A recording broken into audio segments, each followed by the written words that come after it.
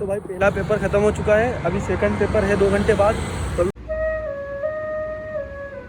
पहला जीएस और दूसरा सीसेट 85 to 95 के बीच में कट ऑफ रहेगा। भाइयों और उनकी प्यारी प्यारी बहनों, आपका स्वागत है एक नए व्लॉग में। तो आज का सीन कुछ ऐसा बैठ रहा है कि तुम्हारा भाई आज थोड़ा जल्दी खड़ा हो गया है, बिकॉज उसको जाना है इंदौर। तो कल भी वर्कआउट करने नहीं गया था और आने वाले 2 दिन वर्कआउट करने नहीं जाऊँगा, तो उस वर्कआउट को स्किप ना करते हुए आज जाते हैं। तो फटाफट चलते हैं और तगड़ा सा वर्कआउट मार के आते हैं।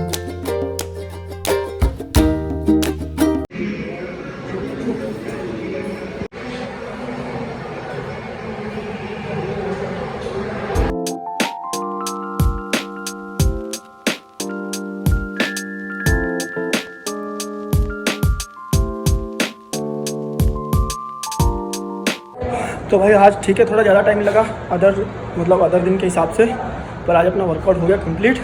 अब 2-3 दिन अपन टेंशन फ्री हो गए, तो अब फटाफट घर जाके रेडी होते हैं और निकलते हैं इंदौर के लिए। तो भाई धूप काफ़ी तगड़ी सी और बड़ी गंदी सी हो रखी है, पर फिर भी ठीक है, जाना तो है, चले जाते हैं आज ही, क्योंकि कल प्रदीप महाराज की कथा का अंत है, समाप्ति है, तो ट्रैफिक ज़्यादा मिलेगा, तो आज ही जाना पड़ता है।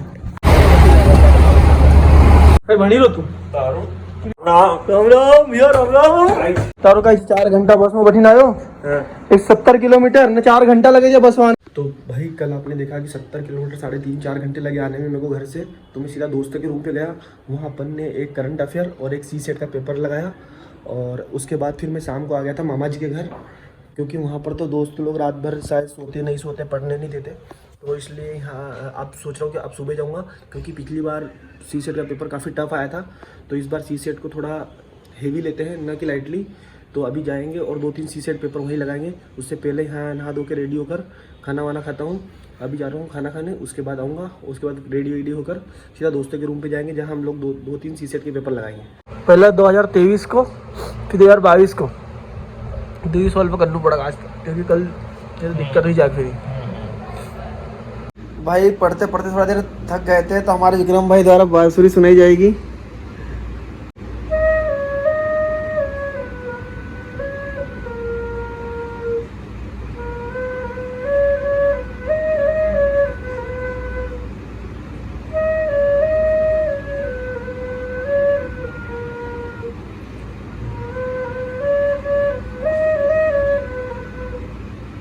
गाना गेस करो गाइस, और कमेंट में फटाफट बताओ कौन सा गाना है, और टैग करो विक्रम भाई को। गुड मॉर्निंग, और आज है एग्ज़ाम डे और अपन फटाफट रेडी हो चुके हैं। यहाँ से एग्ज़ाम सेंटर है लगभग 10 से 12 किलोमीटर, तो कोई भी छोड़ देगा अपन को, और जाते हैं फटाफट एग्ज़ाम देते हैं। उसके बाद आपको बताता हूँ कि एग्ज़ाम का पेपर क्या रहा, किस हिसाब से आया था, पिछले साल के मुकाबले क्या चीज़ उसमें एड ऑन हुई है, क्या घटा है, क्या बढ़ा है, सारी चीज़ें आपको देता हूँ। और चलते हैं अभी तो एग्ज़ाम सेंटर, वहाँ देखेंगे रोल नंबर वगैरह, और फिर मिलते हैं आपसे एग्ज़ाम के बाद।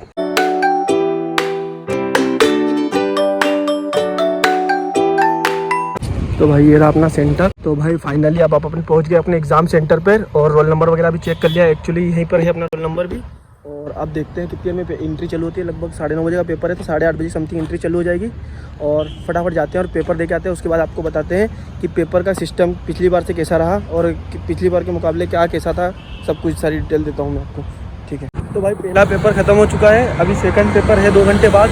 तो अभी बड़ी तेज़ी से भूख लगी है, तो देखते हैं कहीं जाते हैं और थोड़ा बहुत नाश्ता वगैरह खाना वगैरह करते हैं। उसके बाद सेकंड पेपर देंगे, और उसके बाद पूरी स्टोरी बताऊंगा कि दोनों पेपर कैसे रहे, किस तरीके से रहे, ठीक है। मिलते हैं शाम को अब।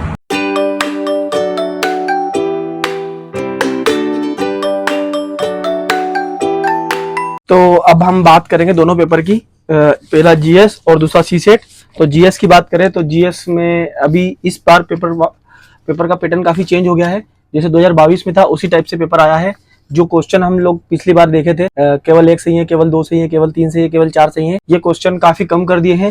लगभग 10 से 12 क्वेश्चन ये सारे आए थे। और यदि बात करें तो 2023 के मुकाबले पेपर थोड़ा इजी बनाया था इस बार, क्योंकि उन लोगों ने भी समझा कि बच्चों को किस तरीके की समस्याओं का सामना करना पड़ रहा है। बाकी पेपर थ्योरिकल था, इस बार थोड़ा लेंदी था, टाइम ज्यादा कंज्यूम कर रहा था। और ये मान ले तो कट ऑफ इस बार थोड़ा अप जाने का चांसेस है, मतलब 85 to 95 के बीच में कट ऑफ रहेगा। लगभग 2022 के सिमिलर पेपर था, बट 2023 के कंपैरिजन में पेपर थोड़ा इजी था, ये जीएस वाला पेपर। अब बात करें सीसेट के पेपर की, तो सीसेट के पेपर भी 2023 से 19-20 का फर्क है। और 2022 से बात करें तो 2022 से थोड़ा सा टफ और 2023 के मुकाबले में थोड़ा इजी था। 19 से 20 क्वेश्चन ऐसे थे जो सभी से बन रहे थे मैथ्स और रीजनिंग के।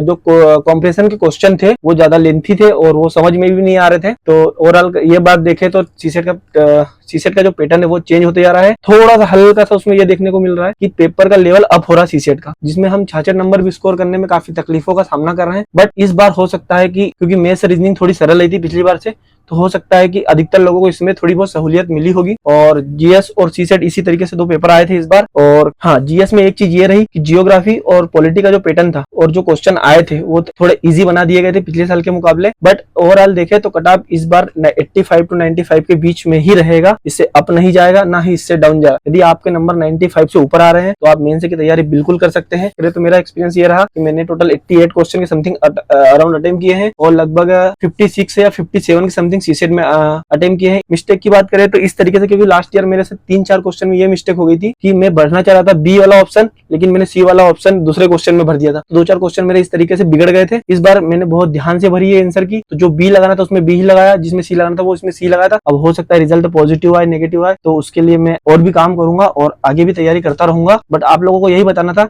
कि पेपर ओवरऑल देखा जाए तो 2022 से कंपेयर में 19-20 2022 से ज्यादा फर्क नहीं है, 22 के सिमिलर ही है।